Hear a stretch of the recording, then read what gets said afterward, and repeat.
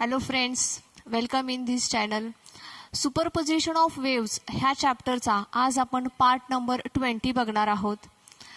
Part number 19 मध्ये आपण बघितलं होतं बीट्स फ्रिक्वेन्सी, राईट. बीट्सची आपण फ्रिक्वेन्सी कशी फाइंड आउट करायची ते आपण बघितलेलं.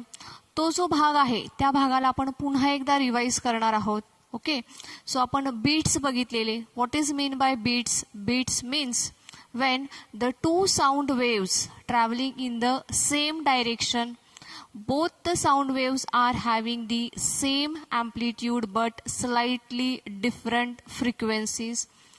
When superimpose each other, the resultant sound wave is slightly varies in intensity periodically with time. So this phenomenon is known as the production of beats. त्याच्यानंतर आपण waxing आणि waning बघितलं होतं. Waxing means maximum intensity, waning means minimum intensity, right. त्याच्यानंतर आपण analytical method बघितली होती. ह्या ॲनालिटिकल मेथडमध्ये आपण दोन साऊंड वेव्स कन्सिडर केल्या होत्या, Y1 अँड Y2, राईट. ह्या दोनही वेव्सला आपण सुपरइम्पोज केलं होतं आणि एक रिझल्टंट आपल्याला साऊंड वेव्ह मिळालेली, which is equals to y is equals to a sin 2 pi n t. So this is the equation of a progressive wave. त्याच्यानंतर आपल्याला बीट्सची फ्रिक्वेन्सी कशी फाइंड आउट करायची ते आपण बघितलं होतं. दोन कंडिशन्स होत्या, एक वॅक्सिंगची आहे, एक वॅनिंगची आहे. त्या कंडिशन्सला आपण एकदा रिवाइज करूया. त्याच्यानंतर मग आपला पुढचा जो भाग आहे ॲप्लिकेशन ऑफ बीट्स ते आपण बघणार आहोत, राईट. सो वॅक्सिंगच्या कंडिशनमध्ये आपण काय बघितलं होतं? Amplitude as we know A is equals to आहे 2a cos 2 pi इन bracket n1 minus n2 upon 2 into t. ठीक आहे. मॅक्सिमम इंटेन्सिटी, राईट, कधी असते? ज्यावेळेस amplitude is maximum, because we have already learn that the intensity is directly proportional to the square of the amplitude, right. It is directly proportional to the square of the amplitude. So as the amplitude is maximum, intensity is also maximum. मग maximum amplitude A is equals to किती आहे? तर plus minus it is 2a, plus minus 2a. So A ची value किती आहे? 2a cos of 2 pi n1 minus n2 upon 2 into t is equals to काय होईल? Plus minus 2a. So now this 2a get cancelled with 2a. मग आपल्याला काय मिळेल? तर cos of 2 pi plus n1 minus n2 upon 2 into t is equals to plus minus 1, which is equals to plus minus 1. So cos of ह्याला आपण theta consider करूया. Cos of theta is equals to plus minus 1. मग कधी होईल? थीटाच्या कोणत्या व्हॅल्यूसाठी कॉसची व्हॅल्यू ही प्लस मायनस 1 असते? आठवते का कालच्या लेक्चरमध्ये आपण काय बघितलं होतं? तर आपण बघितलं होतं की हा जो थीटा आहे हा किती आहे? 2 pi n1 minus n2 upon 2 into t. It is equals to, ह्या थीटाची व्हॅल्यू किती असेल? तर इट इज 0 असेल. त्यावेळेस cos of 0 is equals to plus 1. त्याच्यानंतर cos of pi is equals to minus 1. Cos of 2 pi is equals to plus 1. Cos of 3 pi is equals to minus 1 and so on. ह्याच्यावरून आपण T साठी देखील value find out केलेल्या. T is equals to कशी find out करणार? This equals to 0 असं आपण consider केलं होतं. इथं लिहिते मी 2 pi n1 minus n2 upon 2 into t is equals to 0. So t is equals to काय होईल मग? 0. सो आपला फर्स्ट वॅक्सिंग हे कितीला आहे? त्यावेळेस टाइम किती असेल? 0 असेल. त्याच्यानंतर थीटा इज इक्वल्स टू पाय पुट करायचं आहे. सो इथे मी पाय लिहिते. इथे जर का पाय घेतला तर टी ची व्हॅल्यू आपल्याला किती मिळेल? बघा, पाय gate cancel with this pi, 2 get cancel with this 2. So T is equals to काय मिळेल आपल्याला? 1 upon n1 minus n2, right. So आपण इथे लिहूयात मग 1 अपॉन n1 मायनस n2. ठीक आहे. त्याच्यानंतर पुढचा थीटा किती आहे आपला? 2 पाय आहे. सो इथे लिहिते मी 2 पाय. सो दिस 2 पाय get cancelled with this 2 pi. So T is equals to हा काय होईल मग इकडे येईल वरती 2 upon n1 minus n2. So आपल्याला किती व्हॅल्यू मिळेल 2 upon n1 minus n2 and so on. आणि अशाच पद्धतीने आपल्याला काय करायचं आहे पुढच्या व्हॅल्यूज काढायच्या आहेत. ठीक आहे. त्याच्यानंतर आपण काय बघितलं होतं time interval between the 2 successive vaccine is called as the time period of beat. So t is equals to ह्या दोघांचा डिफरन्स म्हणजे काय असणार आहे टाइम इंटरवल असणार आहे. दॅट टाइम इंटरवल म्हणजेच काय आहे तुमचा पिरियड आहे which is equals to 1 upon n1 minus n2. So T is equals to काय मिळालेला आहे आपल्याला 1 upon n1 minus n2. So from that frequency कशी काढलेली आठवते सर्वांना टाइम पिरियडचा रेसिप्रोकल घ्यायचा आहे. So it is n1 minus n2. ठीक आहे. So this is the condition of vaccine. 5व्या व्हिडिओमध्ये आपण ऑलरेडी हे शिकलेलो आहोत. ही फक्त तुमची रिव्हिजन आहे. अशाच पद्धतीने आपल्याला काय करायचं आहे वॅनिंगचं बघायचं आहे. वॅनिंगसाठी आपण काय करणार आहोत अँप्लिट्यूड इज इक्वल्स टू 0 असते वॅनिंगसाठी. मिनिमम अँप्लिट्यूड असते. So intensity will also become minimum. So this is equals to काय होईल 0. ठीक आहे. So cos of theta is equals to 0. So थीटाच्या कोणत्या व्हॅल्यूसाठी कॉस थीटा हा काय असेल 0 असेल ते आपल्याला फाइंड आउट करायचं आहे. आठवतंय का कालचं काय बघितलं होतं आपण कोणकोणत्या व्हॅल्यूज बघितलेल्या थीटाच्या तर it is π/2 3 π/2 then 5 π/2 and so on. ठीक आहे. सो थीटाच्या ह्या व्हॅल्यूसाठी कॉस ऑफ थीटा किती असणार आहे तर 0 असणार आहे. त्याचप्रमाणे त्याच्यावरून आपल्याला काय फाइंड आउट करायचं आहे टाइम इंटरवल टी ची व्हॅल्यू आपल्याला फाइंड आउट करायची आहे. आठवते सर्वांना टी कसा काढलेला आपण पुन्हा एकदा इथं थोडंसं काढून बघूया म्हणजे तुमच्या लक्षात येईल आपण काल काय शिकलेलो आहोत ते. It is 2 pi n1 minus n2 upon 2 into T is equals to काय आहे π/2 आहे. Right. Now this pi get cancelled with पाय 2 गेट कॅन्सल्ड विथ दिस 2. मग टी इज इक्वल्स टू काय होईल 1 अपॉन 2 इंटू हे इकडे होईल डिवाइड n1 मायनस n2. ठीक आहे. सो पहिल्यांदा आपल्याला काय मिळालेलं आहे T is equals to 1 upon 2 into n1 minus n2. Right. बरोबर आहे. त्याच्यानंतर आपल्याला काय करायचं आहे पुढचं फाइंड आउट करायचं आहे. पुढचा थीटा किती आहे 3 π/2 आहे. सो इथे मी 3 लिहिते. ठीक आहे. काय होणार आहे आता this 2 get cancelled with this pi get cancelled with दिस 3/2 तसाच राहील. सो इथे काय मिळेल मग मला 3 upon 2 into n1 minus n2. So 3 upon 2 into n1 minus n2. ठीक आहे. त्याच्यानंतर पुढे काय आहे 5 π/2 आहे. सो इथे 5 राहील आणि इथे काय होईल मग 5 येईल. सो काय मिळेल मग आपल्याला 5 upon 2 into n1 minus n2. हे आपण ऑलरेडी काल बघितलेलं आहे.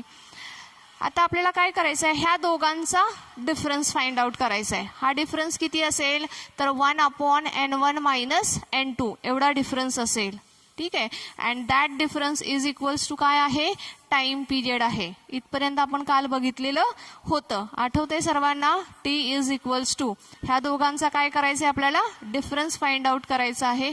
सो तो डिफरन्स आहे 1 अपॉन n1 मायनस n2. ठीक आहे.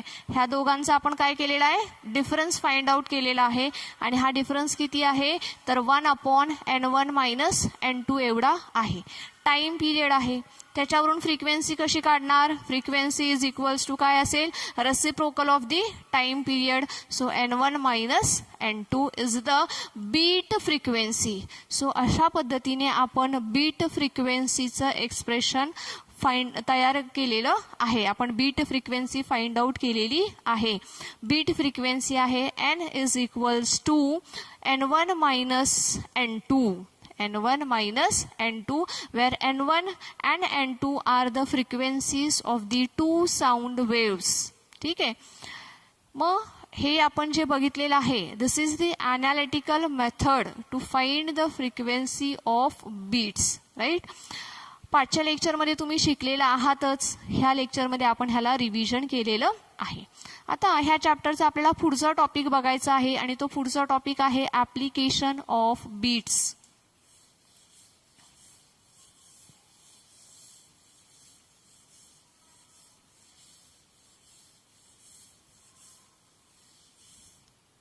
आपल्याला काय बघायचं आहे आता, ऍप्लिकेशन्स ऑफ बीट्स. बीट्सचं आपल्याला ऍप्लिकेशन बघायचं आहे. बीट्सचं ऍप्लिकेशन आपल्याला बघायचं आहे. फर्स्ट ऍप्लिकेशन आहे to tune the musical instruments. Beats are very important musical इन्स्ट्रुमेंटमध्ये.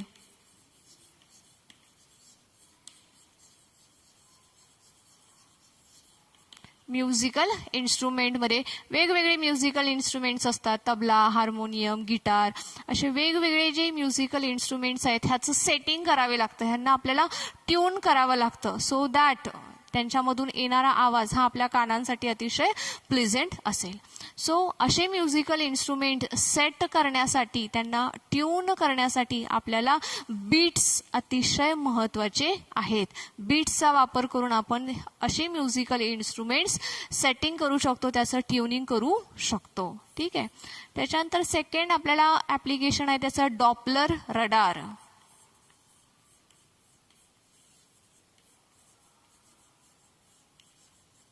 Doppler radar. Doppler radar हा सांगण्याच्या अगोदर तुम्हाला मी डॉपलर इफेक्ट सांगते. Doppler effect, what is mean bye Doppler effect? When there is a change in a frequency heard by the observer. When there is a change in a frequency heard by the observer. Observer किंवा listener ला जी frequency ऐकू येते त्याच्यामध्ये change असतो. कशामुळे? तर due to relative motion between the source of sound and the observer. जर का साऊंडचा सोर्स आणि ऑब्झर्वर ह्यांच्यामध्ये रिलेटिव्ह मोशन जर का असेल तर मग जो लिसनर आहे त्याला फ्रिक्वेन्सी ऐकू येताना त्याच्यामध्ये चेंज वाटतो. ठीक आहे. So this phenomenon is called as the Doppler effect. Right. ह्याचं एक छोटंसं एक्झाम्पल सांगते तुम्हाला. तुम्ही फॉर एक्झाम्पल रस्त्यावरती उभे आहात. ठीक आहे. आणि एखादी गाडी तुमच्याकडे त्या दिशेने येते, तुमच्या दिशेने येते. आता सपोज ही गाडी तुमच्या दिशेने येत असताना हॉर्न वाजवत येते. ठीक आहे. गाडी कशी येते? हॉर्न वाजवत येते. तर गाडी जसजशी तुमच्या जवळ येईल तसतसा त्या हॉर्नचा आवाज तुम्हाला मोठा मोठा मोठा ऐकू येईल. That means there is a change in a frequency of sound heard by the observer. ठीक आहे. किंवा heard by the listener. Observer, listener कोणताही शब्द वापरा. So there is a change in a frequency heard by the listener. तुम्हाला जी frequency ऐकू येते ती फ्रिक्वेन्सी कशी आहे, त्याच्यामध्ये चेंज होतोय. त्या फ्रिक्वेन्सीमध्ये जसजशी गाडी जवळ येते तसतसा हॉर्नचा आवाज तुम्हाला मोठा ऐकू येतो. ठीक आहे. कशामुळे होतं हे? तर due to relative motion between the source of sound and the observer. ठीक आहे. कशामुळे? तर रिलेटिव्ह मोशनमुळे. मोशनमध्ये कोण आहे? तर सोर्स ऑफ साऊंड. ती गाडी म्हणजे काय आहे? Source of sound. किंवा हॉर्न म्हणजे काय आहे? सोर्स ऑफ साऊंड आहे. तो हॉर्न तुमच्या जवळ येतोय, तो हॉर्न जो आहे तो मोशनमध्ये आहे. सोर्स ऑफ साऊंड कसा आहे? मोशनमध्ये आहे आणि तो तुमच्याकडे येतोय. So there is a relative motion between the source of sound and the listener. आणि अशा कंडिशनमध्ये मग तुम्हाला ऐकू येणारा जो आवाज आहे त्याची फ्रिक्वेन्सी चेंज होत जाते. ठीक आहे. ज्यावेळेस ही गाडी तुमच्यापासून दूर निघून जाईल, ठीक आहे, गाडी काय होईल? ज्यावेळेस तुमच्यापासून दूर निघून जाईल त्याही वेळेस काय होईल? हॉर्नचा आवाज तुम्हाला हळूहळू हळू कमी कमी होत जाईल. ठीक आहे. पण प्रत्यक्षात हॉर्नचा आवाज कमी किंवा जास्त वाढतोय का? नाही. हॉर्नचा जो आवाज आहे तो कॉन्स्टंट आहे. फक्त तुम्हाला तो कधी कधी मोठा मोठा ऐकू येतोय, त्याच्यानंतर तो कमी कमी कमी ऐकू येतोय. So there is a change in a frequency heard by the listener. आणि हे कशामुळे होतंय? तर जो सोर्सचा साऊंड आहे तो कसा आहे? मोशनमध्ये आहे. ठीक आहे. So this phenomenon is called as the Doppler effect. ठीक आहे.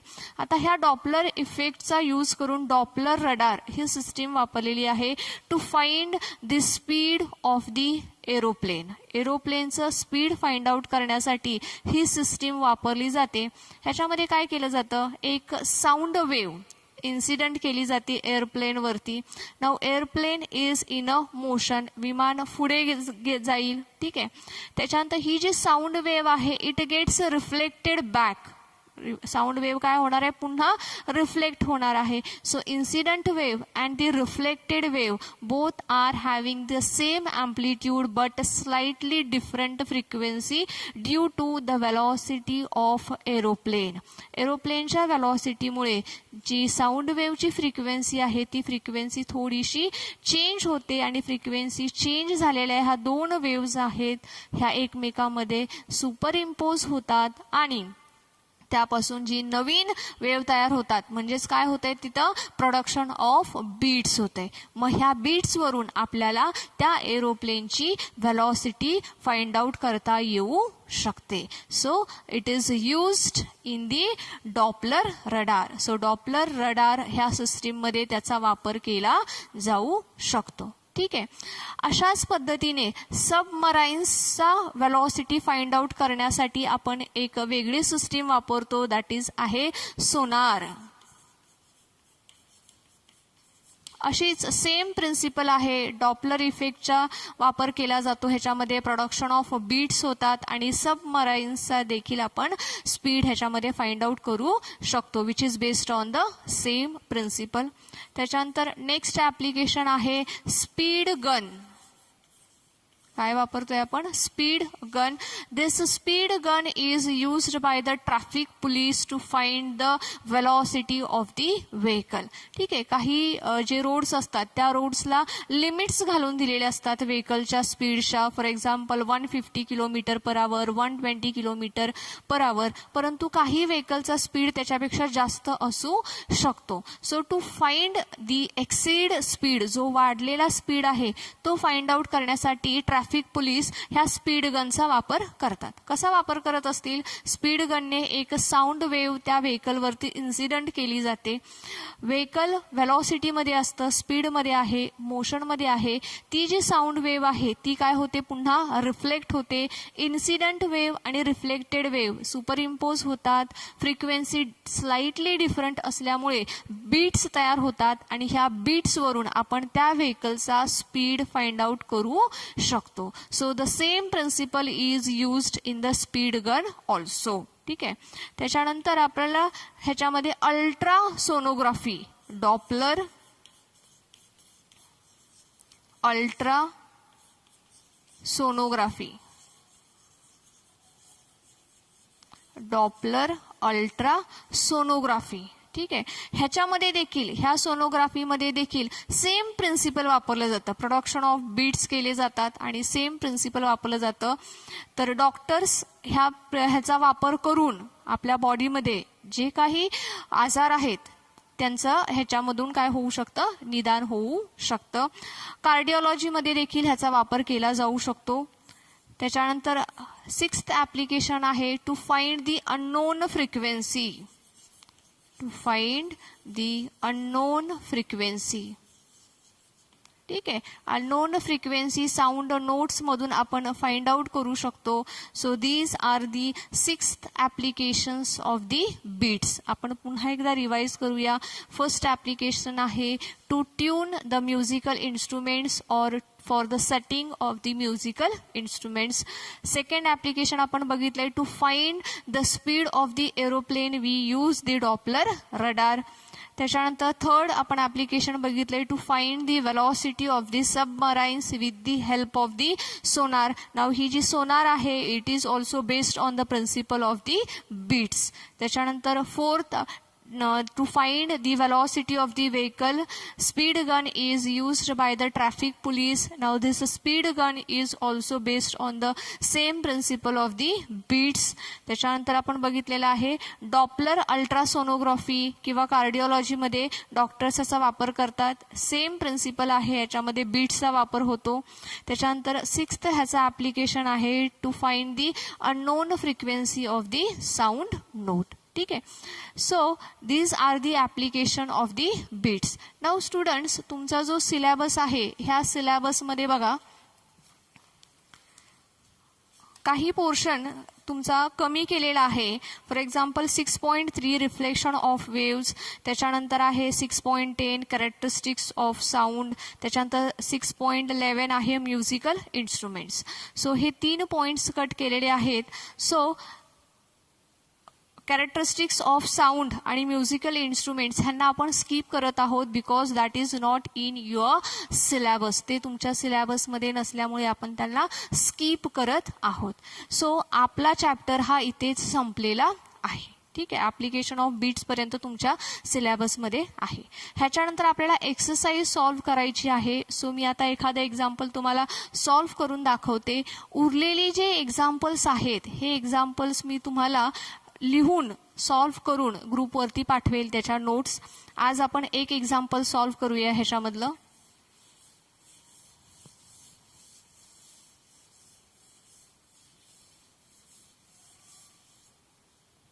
बघा, problem number 11. A sound wave in a certain fluid medium is reflected at an obstacle to form a standing wave.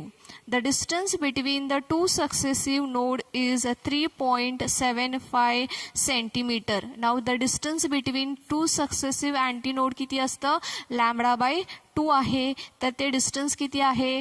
3.75 centimetre एवढं आहे. राईट. त्याच्यानंतर if the velocity of sound is 1500 meter per second. वेलॉसिटी किती सांगितलेली आहे? v is equals to 1500 metre per second असं सांगितलेली आहे. ठीक आहे. पुढे फाइंड द फ्रिक्वेन्सी. तर मग फ्रिक्वेन्सी आपल्याला फाइंड आउट करायची आहे. कशी फाइंड आउट करता येईल स्टुडंट्स? नाव आपल्याला रिलेशन माहिती आहे. v is equals to n lambda. हे रिलेशन तुम्हाला माहीत आहे. लॅम्बडाची व्हॅल्यू ह्याच्यावरून काढता येईल का? लॅम्बडा इज इक्वल्स टू काय होईल? हा 2 इकडे मल्टिप्लाय होईल. 2 × 3.75 सेंटीमीटर्स आहे. ह्याचं आपल्याला मीटरमध्ये कन्व्हर्जन करावं लागेल. सो मल्टिप्लाय बाय 10⁻², मग हे मीटर होईल. So v is equals to n lambda. आपल्याला काय फाइंड आउट करायला सांगितली आहे? फ्रिक्वेन्सी, म्हणजे एन ची व्हॅल्यू फाइंड आउट करायची आहे. So n is equals to v upon lambda. v ची व्हॅल्यू किती आहे? 1500 आहे. लॅम्बडाची व्हॅल्यू आहे 2 × 3.75 × 10⁻². Okay. So if you calculate this तर मग तुम्हाला आन्सर किती मिळणार आहे? 20,000. किती मिळणार आहे तुम्हाला आन्सर? 20,000 हर्ट्ज असं मिळणार आहे. That means it is 20K hertz. ठीक आहे. So this is the value of the frequency. ही काय आहे? तुमची फ्रिक्वेन्सीची व्हॅल्यू आहे. उरलेले एक्झाम्पल्स मी तुम्हाला नंतर सोडवून देईल. Okay students, thank you.